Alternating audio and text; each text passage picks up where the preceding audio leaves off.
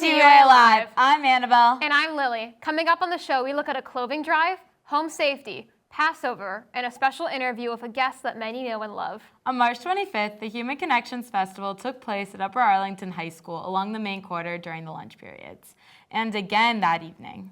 This annual event offers students and staff the opportunity to showcase their cultures. Lisa reports.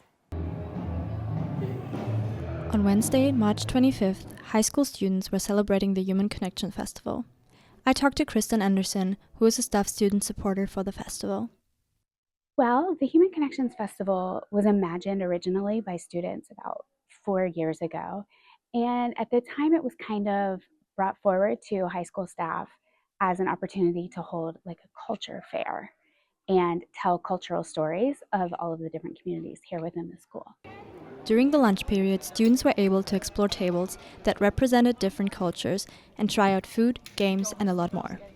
I like the Human Connection Festival because you get to explore a bunch of different cultures and art, and you get to interact with these cultures and learn more about them. And I think that's really important for high school students to express and learn about.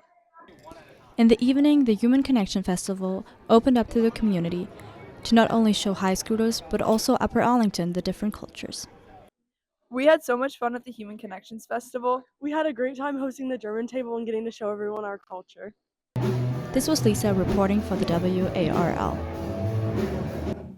Members of the Upper Arlington High School community can reach out to Kristen Anderson at kmanderson@uaschools.org if they are interested in participating next year.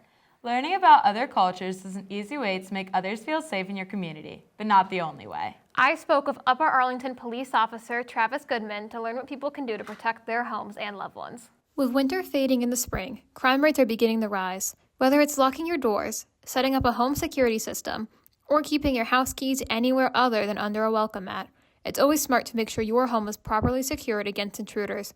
I interviewed Officer Goodman to find out more. The biggest thing is lighting. Criminals like to use the nighttime to hide. So when your house is lit, also security cameras or Ring doorbell cameras, people, it is deterred for criminals because they don't want to get caught on camera. But you can't neglect the inside of your home either. Most home intruders target the bedrooms when in search of valuables, so consider storing jewelry, important documents, and anything else that you think a thief would look for in other rooms. You should also be careful to reinforce entry points in your home. The biggest thing is make sure your windows are locked, your doors are locked.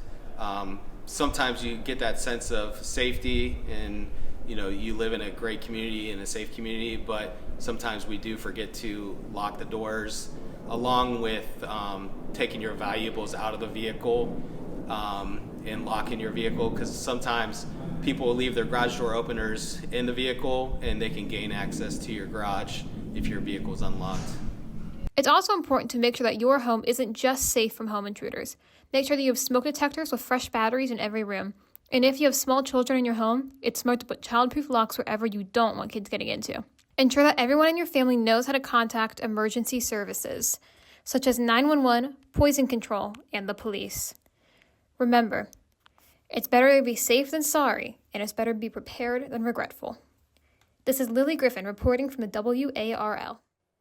If you have any questions or concerns about your safety, you can reach out to your local law enforcement, fire, or emergency service departments through their non-emergency line. Upper Arlington residents can call the Upper Arlington Police Department non-emergency number 614-583-5150. If it's an immediate emergency, dial 911.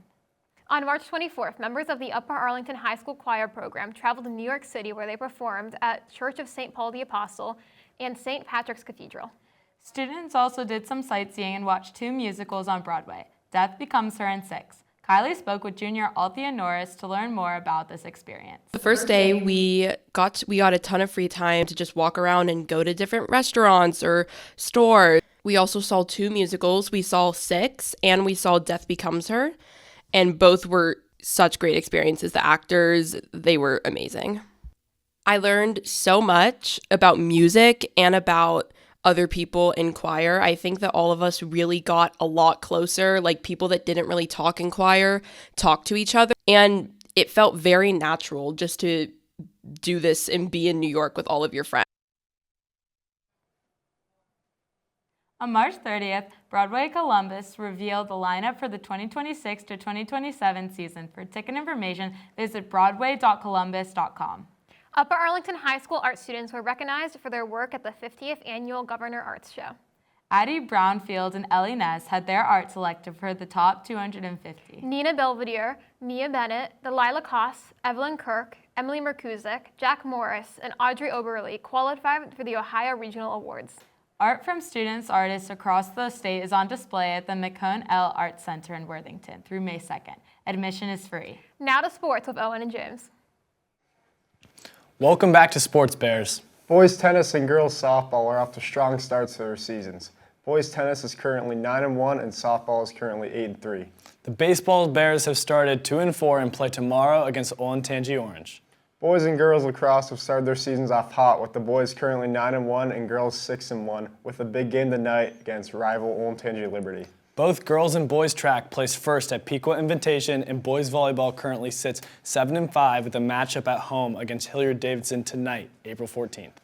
Name, image, and likeness is new to high school athletics, and high schools in Ohio voted this school year to allow NIL laws for student athletes. Ryan and Jasper report. Recently, the OHSAA approved a bylaw to permit student athletes to receive compensation for their name, image, and likeness.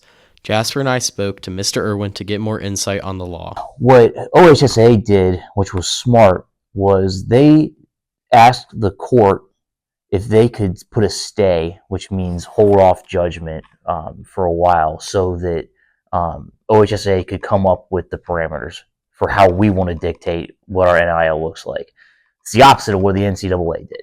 So we were smart about it. Said, okay, pause. Let our athletic directors come up with what these parameters look like, and then we will implement it. NIL in Ohio isn't going to be anything crazy. Like not immediately. One, because if you're a company, you're only going after people that have recognition outside of, let's say, football, outside of a football helmet. So you can't wear any of your gear.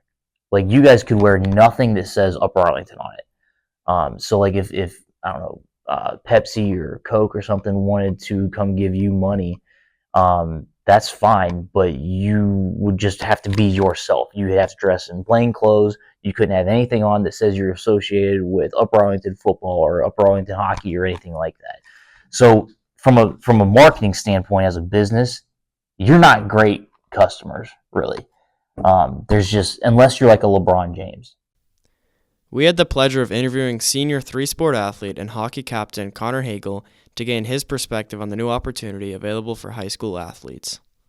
I don't think it has yet, but as we've seen with college football, I think it might do something similar, just not to the scale. And over the past couple of years, we've seen, as Mrs. Hasbrook pointed out, that high schoolers care way more about athletics and less about the arts and music and academics than they have. So I think with the NIL, it's only going to push that further, which can lead to some negative outcomes. We asked Mr. Irwin about the importance of educating people about NIL. So I think that educating people is important so that you understand that this isn't going to be the Wild West. It's not going to be the NCAA. Like I said, because OHSAA was proactive enough and actually set up the guardrails for it. So it sounds like a big, crazy, scary thing, but in reality, there's only going to be maybe a couple kids in the entire state that see NIL funds. This is Ryan Potts and Jasper Blower reporting for the WARL. To learn more about Ohio NIL laws, visit the Ohio High School Athletic Association on NIL Resource Center on the OHSAA website. On April 15th, 15 Upper Arlington High School seniors are signed to play their college sport in college. In the fall, 34 Upper Arlington High School seniors signed to play their sport in college. In total, the Upper Arlington High School class of 2026 has 49 student athletes in total who have committed to play their sport in college next year. Upper Arlington graduate Jack Nicholas went to play his sport in college and then built a successful professional golf career that included 6 wins of the Masters tournament and was the first to win back-to-back Masters. Rory McIlroy won his first Masters tournament in 2025 and this year joined a list of few who have won back-to-back Masters. McElroy beat Scotty Scheffler by 1 stroke on April 12th. If you want to work on your own golf game, the Golf Room is a local business that can help you get your swing in shape. Nev reports. The golf room, located in Dublin, was opened by Kyle Morris with the goal of offering amateur golfers access to world-class instruction and technology that touring professionals enjoy. Now the golf room is a state-of-the-art practice facility for all golfers young and old. The golf room features TrackMan simulators, a large indoor putting and short game area, custom club fitting services, golf fitness evaluations, mental performance coaching, and a professional coaching team focused on game improvement. I spoke to a trainer and heard what he had to say about the golf room. The golf room is a player development center, so more a practice facility rather than just like hitting around with your friends type of place. And then my role here is the fitness, so I do fitness assessments, kind of screen how people move so I can help them in the gym and tailor workouts to help them in their golf swing. Located upstairs, there's a club fitting bay and a workshop where there is a dedicated team working with you to find clubs that will improve your performance on the golf course. Next, I talked to my dad, who has been attending the golf room since opening and has had a great experience here. Hey, I'm Matt and I practice at the golf room. My favorite aspect about the golf room is all the guys here and the camaraderie, the competition, and all the high-end technology. Everyone who loves golf here at the golf room. I took some practice putts myself to see what the putt view technology that they use is all about. After a few tries, I was able to sink my putt. The Golf Academy at the Golf Room is an extension of their player development facility, offering comprehensive programs for all ages, focusing on skill, body, and mind development. I spoke with the Academy coordinator to hear more about what makes the Golf Room special. My name's Kyle Mitchell. I'm the Academy coordinator here at the Golf Room. The Golf Room is a special place. It's one of the largest indoor training facilities in the country.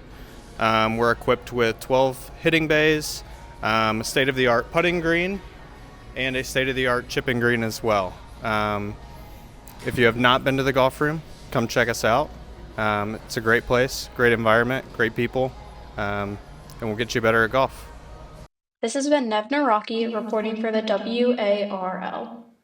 To learn more about what it takes to be a professional golfer, Rory McIlroy's new documentary, The Masters Wait, is now streaming on Prime Video. That's it for sports. Now to Luke and Jasper with Community News. What's up, Bears? It's Jasper. And I'm Luke. Today we look at local restaurants, that is a community fixture, holidays, and outdoor spring activities. Rotolo's is an award-winning pizza shop in Grandview that has won 5th by Northwest Pizza Crawl the last 3 years. While they are stepping back this year, it's an opportunity to get a taste of Columbus's local pizza shops for only $1 per slice. Andrew and Kylie spoke with the owners to understand more about the history of Rotolo's. 2 Italian immigrants traveled with their families by boat from Naples, Italy to the great state of New York, eventually making their way to Columbus, Ohio. Nearly 2 decades later, Mafalda and her late husband Luigi opened the door to their very own restaurant, Rotolo's Pizza. Well, I used to work in restaurants, though, in a pizza place before that. And that's what made us open a pizza place, because I always worked for somebody else. So I said, we might as well do it for ourselves, you know. Before the Rotolos had even considered opening a pizza shop, it took a lot of hard work and effort to learn the customs and language. It made it hard, you know, when we got here, because I knew not one word of English, because we didn't know much about, you know, customers and whatnot, what to do, but we got along okay. We still have some that are still coming from day one. So it's been nice to see them again. It was overwhelming. I was just a young kid, and we thought it was neat, you know, this new business. We really didn't understand what was going on, but I do remember the first customer came in. It was an older gentleman, and he ordered an everything pizza, and we were like, wow, our first order is an everything pizza, and you know, that was a big deal. And that was, like I said, 51 years ago. In the later years of Rotolo's, many locations opened up alongside a new jingle. Yeah, we used the jingle when we were expanding. We thought it would be neat to get like a little catchy jingle, so we hired this outfit out of California, and they went out and sought some professional singer. We used it for as we opened stores, and we did some radio advertisement, and it went well. It was catchy to some, more catchy to others. and not catch you to some. While they saw lots of success, they chose to shrink back down to the location they opened back in 1974. We opened as many as 7. We had 4 for 11 years, which was awesome, and it was a good experience. It just we were hit with we had the market crash like in '08, where the housing market dropped, okay, and things got hard on people, and that kind of was a little rough time for everyone to spend money. We just kind of ended up just piecing them off and coming back just to the original home base, and we'll just ride off into the sunset with the one. Currently, Rotolo's is a multi-award winning shop as well as a local favorite for many. The impact that Mafalda and Luigi's Pizza has had has been huge, not only for the community, but also for their families. What it means to me. Rotolo is my life. We've been there so long, and I feel like when I'm there, I feel like I'm home. When we opened, I was 9 years old, and I'm still working there 51 years later. And it means everything, and it's provided many ways to teach me discipline and dealing with people on both sides of a counter, whether it's employees or customers, and it's given me excellent communication skills, and it's been a really integral part of me growing up. The history is this, you take 2 individuals that came from another country, barely spoke English, came here, my dad taught himself English, whether he was reading the newspaper or watching the news or in there starting to talk to customers. My mom did a little bit of schooling, and that helped her. They both worked really hard, and they were able to establish a business that has stayed open for decades and puts out good food and is well known in the community. So kudos to them. Today, 3 generations of Rotolos are feeding thousands of families every week. This has been Kylie Wimmer and Andrew Henry with the WARL. Rotolo's is currently hiring. For more details, call the number listed on rotolospizza.com. And for more information on the Pizza Crawl, check out their Instagram at 5XNW Pizza Crawl. Different cultures and religions have spring celebrations such as Holly, Easter, Tulip festivals, Passover, Cherry Blossom festivals, and the spring equinox. This year, the Jewish holiday Passover began at sundown on April 1st and lasted 8 days. Lily reports. This year, the first day of Passover was on April 1st. Passover, or Pesach in Hebrew, celebrates the story of the Exodus, when Moses freed the Jewish slaves from the Pharaoh's rule in Egypt. Passover is celebrated in an evening seder, a dinner filled with prayer, song, community, and remembrance. While this year my family had a non-traditional seder, the sentiment was the same. It's a bittersweet holiday that ultimately brings Jewish family and friends together. It blends past, present, and future together in a sort of solemn celebration. The holiday is rich in symbolism, culture, and history. Every aspect of the holiday holds significance, including the food. This is the Seder plate, and this is what we use as representation of the time when the Jews escaped slavery in Egypt. So this is the egg to represent the cycle of life. This is the bitter herbs to represent the bitterness of the Jews being in slavery. This is a bone to represent the sacrifice of a lamb. This is parsley, also to represent the bitterness, as well as the lettuce. And this is haroset. And this one represents the mortar that stuck together the bricks that the slaves would lay down. And then also an important piece is the matzah.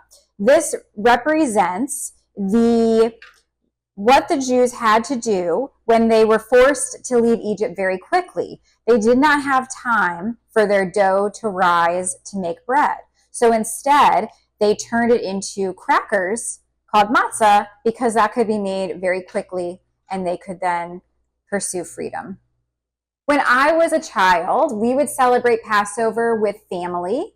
We would go to my aunt and uncle's house, and with all of my cousins, we would get together and have a big Seder dinner, as well as we'd go to synagogue and celebrate with our Jewish community.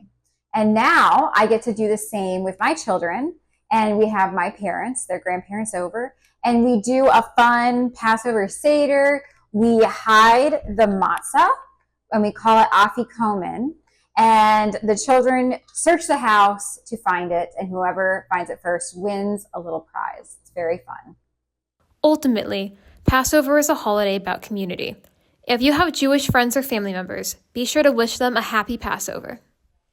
The 5th annual Greater Columbus Cherry Blossom Festival runs through April 25th, and the theme is Peace Begins With Me. There are more than 100 cherry blossom trees at the Franklin Park Conservatory, with 20 of those trees being gifted from Japan during the 2012 Columbus Bicentennial celebration. Earth Day is April 22nd, which means the 9,000 events planned globally. To learn more visits earthday.org. The Weather Channel reported that March was the warmest March on record for the United States. With the weather warming up, Nev walks down the trail Metro Park that is close to home. This is Magic. She is a 10-year-old black lab. Her hobbies include sleeping, laying on the patio, and getting attention. But most of all, she loves car rides and walks. When she hears the rattle of her leash, she immediately perks up ready for an adventure. My mom and I took her to Quarry Trails for the first time.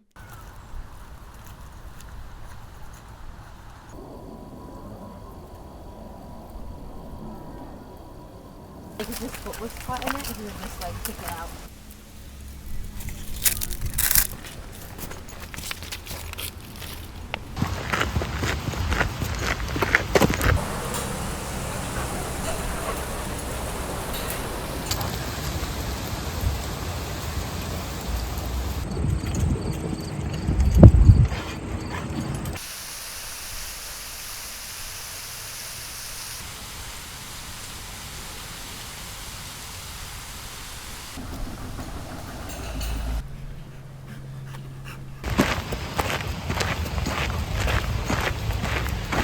She got to explore, smell lots of things, and meet new friends. I interviewed my mom to ask her what she liked about going on walks and Quarry Trails. Hi, I'm Mona Prasad. I like coming to places like Quarry Trails because it gives me time to connect with the sunlight and my dog and my daughter. Next, we interviewed Magic to get some of her feedback. What do you think the best part about being at the quarry is, honey? Madge, what do you think? What do you think? You like to come? You like to have a new place to poop? What else? What did you like about it? New smells, new dogs. Although Magic is getting old, she made it a whole hour around the trail.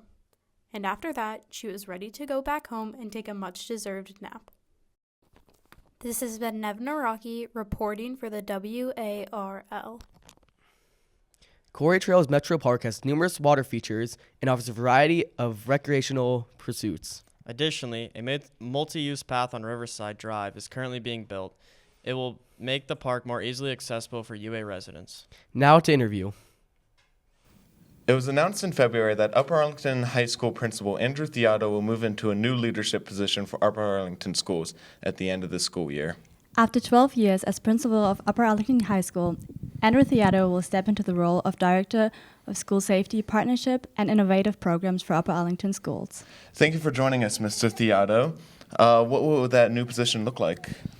Absolutely. Thanks for having me. So first and foremost, my 12 years as principal has been amazing. I've really enjoyed working with the students and the teachers, and I'm excited about the new role. I'm excited to see the school district from a different perspective. So what I'll be working with all the buildings initially on school safety. So working with the principals, understanding what is going well, what might we need to work on.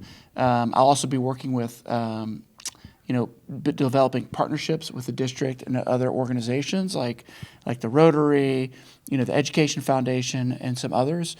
And then the last part of the title is innovative programs, and that's going to be probably a lot of different things, probably things that aren't even developed yet that I will help probably staff and principals, in their buildings, building programs and things of that nature. Finding a new principal is on. What do you hope the new principal will bring to the school? Well, you know, I put a lot of love and care into this building, and I hope the next person does the same. You know, cares for the people in it the way I have, or even more. And so I hope the next person just comes in and understands, like, gets to know the people and what's happening in the building, getting to know the students and the staff, and then work with the students and the staff to, you know, then make some changes and, you know, maybe improve things based on where they are right now. But overall, somebody who comes in who cares about the school and the community. What's the biggest thing you're going to miss being principal at the school? Probably things like this, like working with students, seeing students every day, helping troubleshoot problems or things that students or staff might be going through. So I think I'll have some of that at the district level with other buildings. And so I got to get to know other principals and staffs a little bit better, but I'm going to miss the connection that I have with the students and staff here. And so I'm going to work to keep it, but it's obviously just going to be different. Any last things you would like to add to this? This is a very special place, as you all know, and I think for the new principal coming in, I think helping that person understand what we are all about, and also understanding like where you see things that need to get better, and you know where we have opportunities. And so I think just advocating for the school and for the community and for the programs that you value is going to be important. All right, let's bring it back to Maine.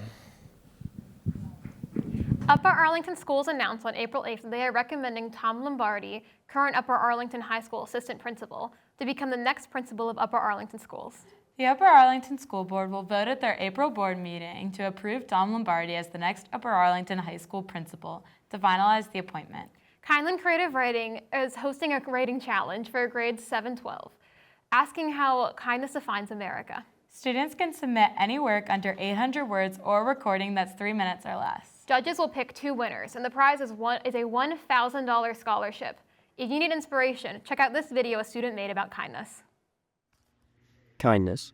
Everyone knows the word, but what does it actually mean to us? Kindness is a small act that creates a big ripple. One moment of care that spreads far beyond the person who receives it. If you choose kindness today, it changes your future. Kindness is being nice and respectful to people even when you might have differences. I think kindness means, you know, showing love to everybody, no matter the circumstances, just being a good person. Kindness means just being nice to everyone. To me, kindness is helping people. Kindness to me means smiling in the hallway. Kindness to me means holding the door for people. Kindness is like when someone's there to help you and make you feel better about yourself. Kindness to me means when someone helps out when nobody else is helping out. Helping others. Encouraging others. Positivity. To me, kindness means putting a smile on someone's face at every chance you get. To me, kindness means treating someone with respect. Kindness means showing everyone like how much you care and like how much like they mean to you, and just giving them like compliments, being kind to everyone. That's what kindness means to me. Every time we choose kindness, we add something good to the world. Something someone else might really need. And that small choice can mean more than we realize.